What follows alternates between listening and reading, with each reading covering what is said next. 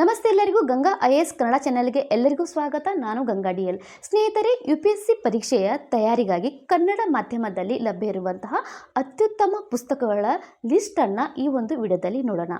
So ಯಾವೆಲ್ಲ ಆ ಪುಸ್ತಕಗಳು ಅನ್ನೋದನ್ನು ಈ ಒಂದು ವಿಡಿಯೋದಲ್ಲಿ ನೋಡೋಣ. ಸೊ ಮುಖ್ಯವಾಗಿ 2026 ಅಂದರೆ ಇತ್ತೀಚಿನ ಪರೀಕ್ಷೆಯ ಅಪ್ಡೇಟ್ಗಳೊಂದಿಗೆ ಈ ಬುಕ್ಗಳ ಲಿಸ್ಟ್ಗಳನ್ನು ಈ ಒಂದು ವಿಡಿಯೋದಲ್ಲಿ ನೋಡ್ತಾ ಇದ್ದೇವೆ.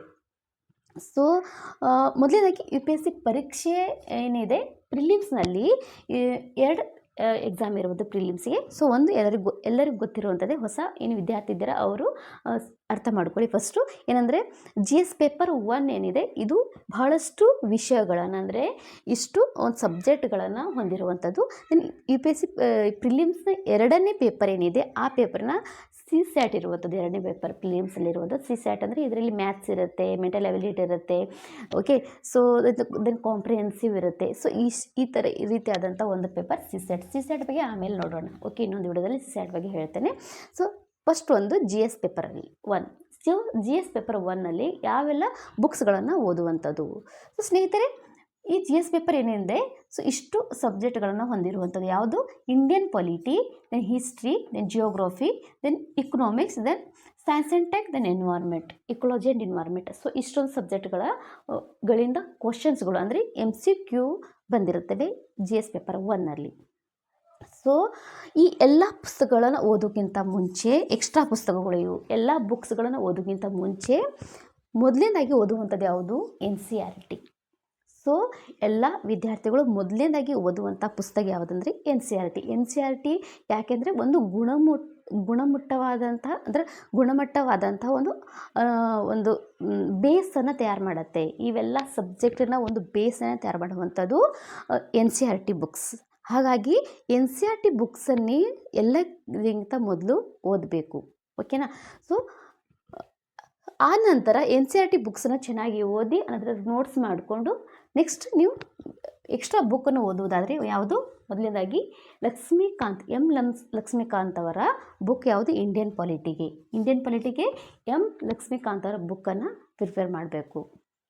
ಯಾಕೆಂದರೆ ಇದರ 8ನೇ ಆವೃತ್ತಿ ಬಂದಿರುವಂಥದ್ದು 2026ರಲ್ಲಿ. ಈಗ ಇದು ಅತ್ಯಂತ ಶಿಫಾರಸು ಮಾಡಲಾದಂತಹ ಬುಕ್ ಆಗಿರಿದೆ. ಯಾವುದು? ಲಕ್ಷ್ಮೀಕಾಂತ್ ಅವರ ಬುಕ್. ಸೊ ನಾನು ಪ್ರಿಪೇರ್ ಮಾಡ್ತೀನಿ. ಇದು ತುಂಬಾ ಪ್ರಸಿದ್ಧಿಯನ್ನು ಹೊಂದಿರುವಂಥದ್ದು ಮೊದಲಿಂದನೂ ಕೂಡ ಹೌದು, ಓಕೆ. ಇದು ತುಂಬಾ ಪ್ರಸಿದ್ಧಿಯನ್ನು ಹೊಂದಿರುವಂಥದ್ದು ಲಕ್ಷ್ಮೀಕಾಂತ್ ಅವರ ಬುಕ್. ಸೊ ಇದಾದ ನಂತರ ಹಿಸ್ಟ್ರಿ ಸಬ್ಜೆಕ್ಟ್ಗೆ ಯಾವ ಬುಕ್ಕನ್ನು ಓದುವಂಥದ್ದು? ಹಿಸ್ಟ್ರಿ ಸಬ್ಜೆಕ್ಟ್ಗೆ ಮೊದಲನೇದಾಗಿ NCERT 6 to 12 ನೀವು ಓದಲೇಬೇಕು ಹಿಸ್ಟ್ರಿಗೆ. ಸೊ ಇದರಲ್ಲಿ ಏನ್ಷಿಯನ್ ಹಿಸ್ಟ್ರಿ ಇರುತ್ತೆ, ಮಿಡಿವಲ್ ಹಿಸ್ಟ್ರಿ ಇರುತ್ತೆ, ದೆನ್ ಮಾಡರ್ನ್ ಹಿಸ್ಟ್ರಿ. 3 ಪಾರ್ಟಲ್ಲೂ ಕೂಡ NCERTನೇ ಪ್ರಿಪೇರ್ ಮಾಡೋದು. ಸೊ ಇದರ ಜೊತೆಗೆ ಯಾರು ಬುಕ್ ಓದಬೇಕಂದ್ರೆ, ಸೊ ಹಿಸ್ಟ್ರಿಗೆ NCERTಯ ಜೊತೆಗೆ ಯಾವುದಾದ್ರೂ ಎಕ್ಸ್ಟ್ರಾ ಬುಕ್ಕನ್ನು ಓದೋದಾದರೆ ಅದು ಬಾಬು ರೆಡ್ಡಿ ಅವರ ಚಿಗುರು ಬ್ರಹ್ಮಾಸ್ತ್ರ ಅನ್ನುವಂಥದ್ದು. ಇದು ಇತಿಹಾಸ ಇರುವಂಥದ್ದು, ಓಕೆ. ಸೊ ಇವರ ಬುಕ್ ಚೆನ್ನಾಗಿದೆ. ಸೊ ಇದನ್ನು ಈ ಲೇಟೆಸ್ಟ್ ಆಗಿ ಇರುವಂಥದ್ದು. ಸೊ ಇವರ ಬುಕ್ಕನ್ನು ಕೂಡ ನೀವು ಪ್ರಿಫೇರನ್ನು ಮಾಡುವಂಥದ್ದು. ಅದರ ಜೊತೆಗೆ NCERT ದೆನ್ ಕನ್ನಡ ಆವೃತ್ತಿಯಲ್ಲೂ ಕೂಡ ಇದ್ದಾವೆ. ಸೊ ಹಾಗಾಗಿ NCERT ದೆನ್ ಬಾಬು ರೆಡ್ಡಿ ಅವರ ಬುಕ್. ದೆನ್ ಜಿಯೋಗ್ರಫಿಗೆ ಯಾವ ಬುಕ್ಕನ್ನು ಓದೋದಂದರೆ, ಜಿಯೋಗ್ರಫಿಗೆ ಮೊದಲಿಂದಾನೇ ಇರುವಂಥದ್ದು ರಂಗನಾಥ್ ಅವರ ಬುಕ್, ಓಕೆ. ರಂಗನಾಥ್ ಅವರ ಬುಕ್ಕು ತುಂಬಾ ಫೇಮಸ್ ಆದದ್ದು. ಅದಾದ ನಂತರ ಮತ್ತೊಂದು ಬುಕ್ಗೆ ಬೇರೆ ಯಾರ್ದಂದರೆ ಡಾಕ್ಟರ್ KM ಸುರೇಶ್ ಅವರದ ಬುಕ್ಕನ್ನು ಓದುವಂಥದ್ದು. ಡಾಕ್ಟರ್ KM ಸುರೇಶ್ ಅವರದು ಅಥವಾ ರಂಗನಾಥ್ ಅವರ ಬುಕ್, ಯಾವುದಾದ್ರು ಒಬ್ಬರ ಬುಕ್ಕನ್ನು ಓದುವಂಥದ್ದು, ಓಕೆ. ಸ್ಪೆಷಲಿ ಜಿಯೋಗ್ರಫಿಗೆ. ದೆನ್ NCERT ಜಿಯೋಗ್ರಫಿನೂ ಅಷ್ಟೇ 6 to 12. ಸೊ ಬಿಗ್ನರ್ ಮಕ್ಕಳೇನಿದ್ರೆ 6 to 12 NCERTಯನ್ನು ಓದುವಂಥದ್ದು, ಓಕೆ.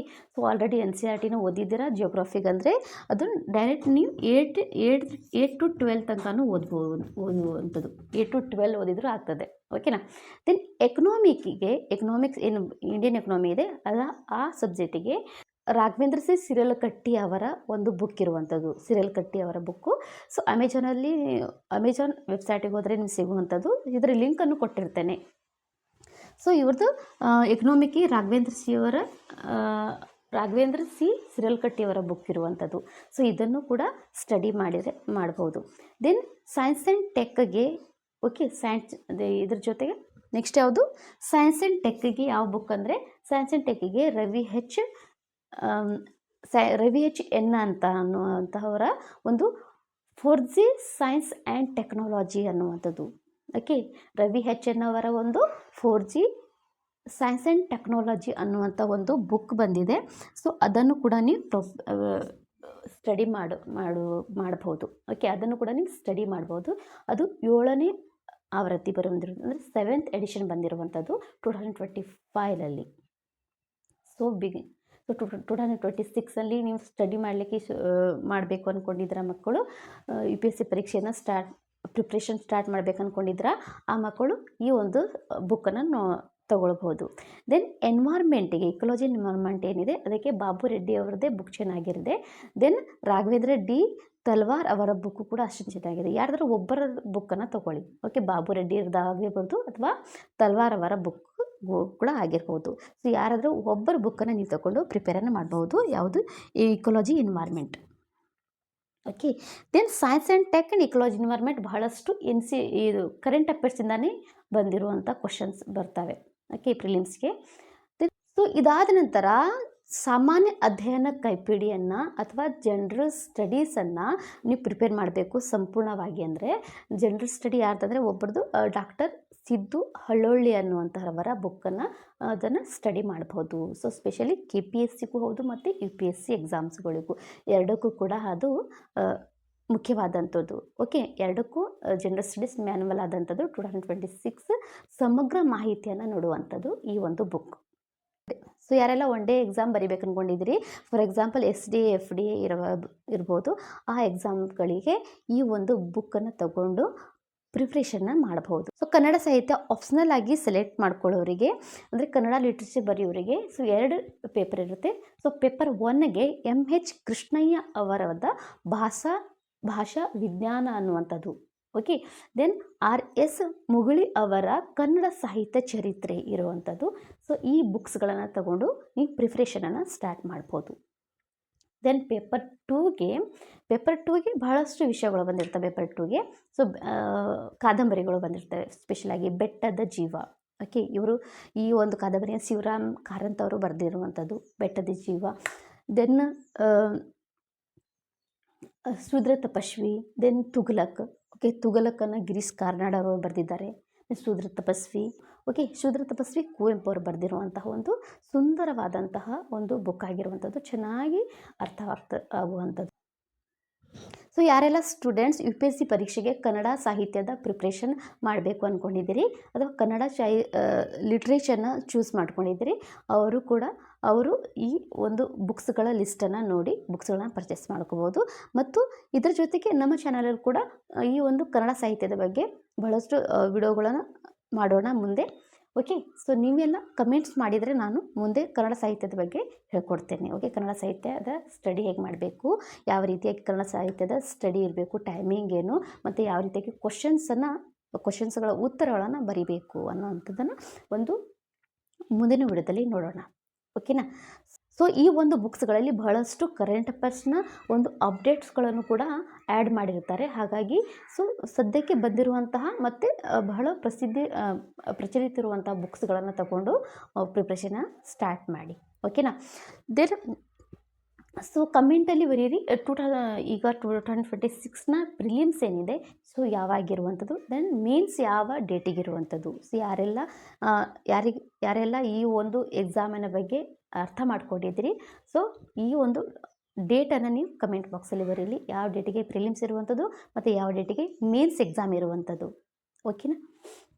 ದೆನ್ ಇದರ ಜೊತೆಗೆ ಕರೆಂಟ್ ಅಫೇರ್ಸ್. ಸೊ ಇಷ್ಟು ಸಬ್ಜೆಕ್ಟ್ ಜೊತೆಗೆ ನಾನು ಏನು ಹೇಳಿದೆ ಇವಾಗ, ಇಷ್ಟು ಸಬ್ಜೆಕ್ಟ್ ಏನು ಓದ್ತೀರಾ, ಈ ಸಬ್ಜೆಕ್ಟಿನ ಬುಕ್ಸ್ ಓದುವ ಜೊತೆಗೆ ಏನು current affairs is very important. Okay, current ಅಫೇರ್ಸನ್ನು ಓದಲೇಬೇಕು, ಇದನ್ನು ಬಿಡೋ ಹಾಗಿಲ್ಲ.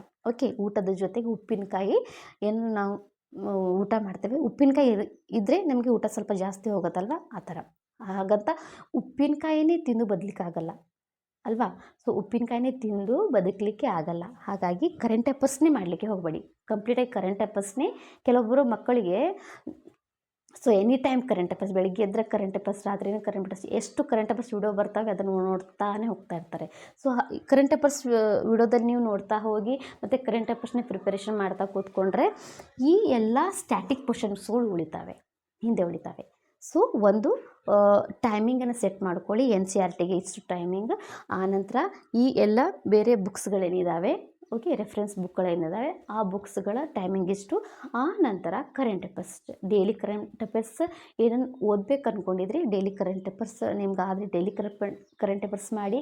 ಅಕಸ್ಮಾತಿಗೆ ಡೈಲಿ ಕರೆಂಟ್ ಅಫೇರ್ಸ್ ಮಾಡಲಿಕ್ಕೆ ಆಗಲಿಲ್ಲ ಅನ್ನೋರು ವೀಕ್ಲಿ ಕರೆಂಟ್ ಅಫೇರ್ಸ್ ಮಾಡ್ಬೋದು, ಏನು ಇಶ್ಯೂ ಇಲ್ಲ. ವೀಕ್ಲಿ ಕರೆಂಟ್ ಅಫೇರ್ಸ್ನ ನೋಡ್ಕೋಬೋದು.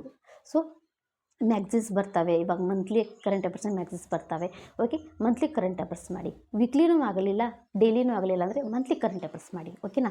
ದೆನ್ ಮಂತ್ಲಿ ಕರೆಂಟ್ ಅಫೇರ್ಸ್ ಓದಿ then weekly yearly current affairs, okay. So weekly current affairs, then monthly current affairs, then yearly. So ಇಷ್ಟು ಸಾಕು ಕರೆಂಟ್ ಅಫೇರ್ಸ್. ಸೊ ಕರೆಂಟ್ ಅಫೇರ್ನೇ ಒಂದು ಗುಡ್ಡವನ್ನು ಮಾಡಿಕೊಂಡು ಕರೆಂಟ್ ಅಫೇರ್ ಜೊತೆಗೆ ಇದು ಮಾಡಬೇಡಿ ಅಷ್ಟೊಂದು, ಓಕೆ. ನಾನು ಹೇಳಿದೆ ಎಲ್ಲ ಸಬ್ಜೆಕ್ಟ್ಸ್ ಜೊತೆಗೆ, ಎಲ್ಲ ಒಂದು ಪುಸ್ತಕಗಳ ಜೊತೆಗೆ, ಇವೆಲ್ಲ ಒಂದು ನಾಲೆಜಿನ ಜೊತೆಗೆ ಕರೆಂಟ್ ಅಪ್ಡೇಟ್ ಇರಬೇಕು ಅಷ್ಟೇ. ಅದು ಬಿಟ್ಟರೆ ಕರೆಂಟ್ ಅಫೇರ್ಸಿಂದಾನೇ ಎಲ್ಲ ಕ್ವಶನ್ ಬರುತ್ತೆ ಅಂತ ಹೇಳಿಕ್ಕಾಗಲ್ಲ. ಹಾಗಾಗಿ ಊಟದ ಜೊತೆಗೆ ಉಪ್ಪಿನಕಾಯಿ ಇದ್ದಂಗೆ ಕರೆಂಟ್ ಅಫೇರ್ಸ್ ಇರಬೇಕು ಈ ಒಂದು ಪುಸ್ತಕಗಳ ಜೊತೆಗೆ, ಓಕೆನಾ. ಎಷ್ಟು ಟೈಮ್ನಲ್ಲಿ ಎಷ್ಟು ನಾವು ಯಾವ ಸಬ್ಜೆಕ್ಟ್ಗಳನ್ನು ಓದಬಹುವಂಥದ್ದು, ಯಾವ ರೀತಿಯಾಗಿ ನಾವು ಸ್ಟಡಿಯನ್ನು ಮಾಡುವಂಥದ್ದು ಒಂದು ವಿಡಿಯೋ ಅದರ ಮೇಲೆ ಮಾಡಿದ್ದೇನೆ. ಅದನ್ನು ಯಾರು ಇಂಟ್ರೆಸ್ಟ್ ಇದ್ದೀರಾ ಹೋಗಿ ನೋಡಿ. ಆಮೇಲೆ ಆಪ್ಷನಲ್ ಜೊತೆಗೆ ನೋಡೋಣ, ಆಪ್ಷನಲ್ ಪೇಪರ್ ಯಾವ ರೀತಿಯಾಗಿ ಸ್ಟಡಿಯನ್ನು ಮಾಡುವಂಥದ್ದು. ಸೊ ಅದ್ರ ಜೊತೆಗೆ ಡೈಲಿ ಕರೆಂಟ್ ಅಫೇರ್ಸ್ ಯಾರು ಮಾಡ್ಬೇಕು ಅಂದ್ಕೊಂಡಿದ್ರು ಮಾಡಿ, ಓಕೆ. ಆ ನಂತರ ಒಟ್ಟು ಕರೆಂಟ್ ಅಫೇರ್ಸ್ ಒನ್ ಅವರ್ ಸಾಕು, okay. Any current affairs daily ನೀವು ಮಾಡಬೇಕಂದ್ರೂ 1 ಅವರ್ ಸಾಕು. ಅದೇ ಹೆಚ್ಚಾಗುತ್ತೆ ಕರೆಂಟ್ ಅಫೇರ್ಸ್. ಯಾಕಂದರೆ ಹಲವಾರು ಕರೆಂಟ್ ಅಫೇರ್ಸ್ಗಳು ಬಹಳಷ್ಟು ದಿನ ಆದಮೇಲೆ ನಮಗೆ ಗೊತ್ತಾಗುತ್ತೆ. ಅಂದರೆ ಓದಿದಾಗ ನಮಗೆ ಹಿಂದೆ ಅದು ರಿವಿಷನ್ ಮಾಡಬೇಕಲ್ವಾ. ಸೊ ರಿವಿಷನ್ ಮಾಡಿದಾಗ ಅರ್ಥ ಆಗುತ್ತದೆ. ಸೊ ಈ ಕರೆಂಟ್ ಅಫೇರ್ಸ್ ಬಂದುಬಿಟ್ಟಿದ್ದೇನಲ್ವಾ, ಇದಿಷ್ಟು ಇಂಪಾರ್ಟೆಂಟ್ ಇರಲಿಲ್ಲ, ಇದನ್ನು ಯಾಕೆ ಓದಿದೆ ನಾನು ಅನಿಸುತ್ತೆ. ಸೊ ದಿನ ಹೋದ್ಮೇಲೆ. ಸೊ ಹಾಗಾಗಿ ಯಾವುದು ವೆರಿ ಇಂಪಾರ್ಟೆಂಟ್ ಅದಷ್ಟೇ ಕರೆಂಟ್ ಅಫೇರ್ಸ್ ಬರೀಬೇಕು. ಹಾಗೆ ಕರೆಂಟ್ ಅಫೇರ್ಸ್ ಬರೀಬೇಕಂದ್ರೆ ಡೈಲಿ ನ್ಯೂಸ್ ಪೇಪರ್ ಓದಿ ಅಷ್ಟೇ, ಓದೋದು. ಅದು ಬಿಟ್ಟರೆ ಡೈಲಿ ನ್ಯೂಸ್ ಪೇಪರ್ ಓದ್ತೀರಾ, ಸೊ ನಿಮಗೆ ಅದ್ರ ಬಗ್ಗೆ ನಿಮಗೆ ಮಾಹಿತಿ ಇರುತ್ತೆ. ಆ ನಂತರ ಕರೆಂಟ್ ಅಫೇರ್ಸ್ ಮಾಡಬೇಕನ್ನೋರು ಓನ್ಲಿ ವೀಕ್ಲಿ ಕರೆಂಟ್ ಅಫೇರ್ಸನ್ನು ನೋಟ್ಸ್ ಮಾಡ್ಕೊಳ್ಳಿ ಸಾಕು. ಡೈಲಿ ಕರೆಂಟ್ ಅಫೇರ್ಸ್ ಅಂದರೆ ಇಷ್ಟು ದೊಡ್ಡ ಕರೆಂಟ್ ಅಫೇರ್ಸ್ ಒಂದು ಗುಡ್ಡ ಆಗಿರುವಂಥದ್ದು, ಓಕೆ. ಸೊ ಹಾಗಾಗೇ ಆಗಿರುತ್ತೆ. ಸೊ ಬಿಗ್ನರ್ ಮಕ್ಕಳಿಗೆ ಅರ್ಥ ಆಗಲ್ಲ. ಕರೆಂಟ್ ಅಫೇರ್ಸ್ ಕೊಡಲೇ ಎಲ್ಲನೂ ಕರೆಂಟ್ ಅಫೇರ್ಸ್ ಅಂತೆ, ಅದನ್ನೇ ಓದಬೇಕಂತೆ, ಹಿಂದೂ ಓದಬೇಕಂತೆ, ಓಕೆ, PIB ಓದಬೇಕಂತೆ, ಆಮೇಲೆ ಬೇರೆ ಬೇರೆ ನ್ಯೂಸ್ ಪೇಪರ್ಗಳು ಓದಬೇಕಂತೆ. ಈ ಥರ ಬೇರೆ ಅಂದರೆ ಟಾಪರ್ಸ್ಗಳ ಒಂದು ಹಲವಾರು ಟಾಪರ್ಸ್ಗಳು ಏನು ಕೇಳ್ತೀರಾ, ಅದರ ತಲೆಯಲ್ಲಿ ತುಂಬಿಕೊಂಡು ಭಾಳಷ್ಟು ಕರೆಂಟ್ ಅಫೇರ್ಸಲ್ಲೇ ಮುಳುಗೋಗ್ತೀರಾ. ಸೊ ಹಾಗಾಗಿ ಕರೆಂಟ್ ಅಫೇರ್ಸ್ ಏನಿದೆ ವೀಕ್ಲಿ ಸಫಿಷಿಯೆಂಟ್ ಆಗಿರುತ್ತೆ. ಅದ್ರ ಜೊತೆ ಡೈಲಿ ನ್ಯೂಸ್ ಪೇಪರ್ನ ಓದಿ, ಓಕೆ. ನೋಟ್ಸ್ ಮಾಡ್ಕೊಳ್ಳೋ ಅವಶ್ಯಕತೆ ಇಲ್ಲ, ವೀಕ್ಲಿ ಅಷ್ಟೇ ನೋಟ್ಸ್ ಮಾಡ್ಕೊಳ್ಳಿ, ಓಕೆನಾ. ಯಾಕಂದರೆ ನೋಟ್ಸ್ ಇಂಪಾರ್ಟೆಂಟ್ ಆಗುತ್ತೆ ನಿಮ್ಮದು ವೀಕ್ಲಿ ನೋಡಿದಾಗ, ಓಕೆ. ಡೈಲಿ ಅಂತೂ ನಮಗೆ ನಾಲೆಜ್ ಸಿಗುವಂಥದ್ದು, ಓಕೆನಾ. Then weekly, then monthly, then yearly, ಇಷ್ಟು ಕರೆಂಟ್ ಅಫೇರ್ಸ್ ಸಾಕು. ಅತಿ ಹೆಚ್ಚು ಕರೆಂಟ್ ಅಫೇರ್ಸ್ ಅಂದರೆ ಸ್ಟ್ಯಾಟಿಕ್ ಉಳಿದು ಬಿಡುತ್ತೆ. ಅದರಲ್ಲೂ ಕೂಡ 1 ವರ್ಷ 2 ವರ್ಷದಲ್ಲಿ ನೀವು ಕ್ಲಿಯರ್ ಮಾಡ್ಕೊಳ್ಳುವಂಥ ಮಕ್ಕಳೇನಿದ್ರೆ ಅವರಿಗಂತೂ ಇದು ಸಾಧ್ಯನೇ ಆಗೋದಿಲ್ಲ. ಹಾಗಾಗಿ ಮೊದಲು ಇವಾಗ ಸ್ಟಡಿ ಮಾಡ್ತೀರಿ, ಏನು 12th ನಂತರ ಏನು ಸ್ಟಡಿ ಮಾಡ್ತಿದ್ರ ಮಕ್ಕಳು, ಮಾಡಲಿಕ್ಕೆ ಶುರು ಮಾಡ್ತೀರಾ. 12th ಆಫ್ಟರ್ ಸ್ಟಡಿ ಮಾಡಲಿಕ್ಕೆ ಏನು ಕೂತ್ಕೊಳ್ತೀರಾ UPSCಗೆ, ಅವರಿಗೆ ಅಡ್ಡಿ ಇಲ್ಲ, ಅವರಿಗೆಲ್ಲ. ಆದ್ರೂ ಕರೆಂಟ್ ಅಫೇರ್ಸ್ ತುಂಬಾ ಹೆಚ್ಚಾಗುತ್ತೆ. ಸೊ ಡೈಲಿ ಒಂದು ದಿವಸನೂ ಬಿಡಬೇಡಿ, ನ್ಯೂಸ್ ಪೇಪರ್ನ ಓದಿ daily, okay. Daily newspaper ಓದಿ. ಆನಂತರ ವೀಕ್ಲಿ ಒಂದು ನೋಟ್ಸನ್ನು ಮಾಡ್ಕೊಳ್ಳಿ, ವೀಕ್ಲಿ ಕರೆಂಟ್ ಅಫೇರ್ಸ್ನ ಒಂದು ನೋಟ್ಸ್, ಓಕೆನಾ. ಅದ್ರ ಜೊತೆಗೆ ನೀವು ಡೈಲಿ ಕರೆಂಟ್ ಅಫೇರ್ಸ್ ನೋಡಬೇಕು ಅಂದರೆ ಒಂದು ಎಡಿಟೋರಿಯಲ್ ಬಂದಿರುತ್ತಲ್ವ, ಅದನ್ನು ನೋಡಿ, ಅದ್ರ ವಿಡಿಯೋ ನೋಡಿ ಎಡಿಟೋರಿಯಲ್ದು. ಮತ್ತು ವಿಸ್ತಾರವಾಗಿ ಕರೆಂಟ್ ಅಫೇರ್ಸ್ ಚರ್ಚೆಯನ್ನು ಮಾಡಿರ್ತಾರೆ, ಅದನ್ನು ನೋಡಿ, ಓಕೆನಾ. ಸೊ ಈ ರೀತಿಯಾದ ಕರೆಂಟ್ ಅಫೇರ್ಸನ್ನು ಮಾಡ್ತಾ ಹೋಗಿ. ಅದು ಬಿಟ್ಟರೆ ಬಾಕಿದೆಲ್ಲ ಇಷ್ಟು ಸಬ್ಜೆಕ್ಟಿನ ಬುಕ್ಸ್ಗಳನ್ನು ನೋಡಿ ಹೇಳಿದ್ದೇನೆ. ದೆನ್ ಆಪ್ಷನಲ್ಗಾಗಿ ನೆಕ್ಸ್ಟ್ ವಿಡಿಯೋದಲ್ಲಿ ನೋಡೋಣ. ಅಲ್ಲಿವರೆಗೆ ಟೇಕ್ ಕೇರ್, ದೆನ್ ಬಾಯ್.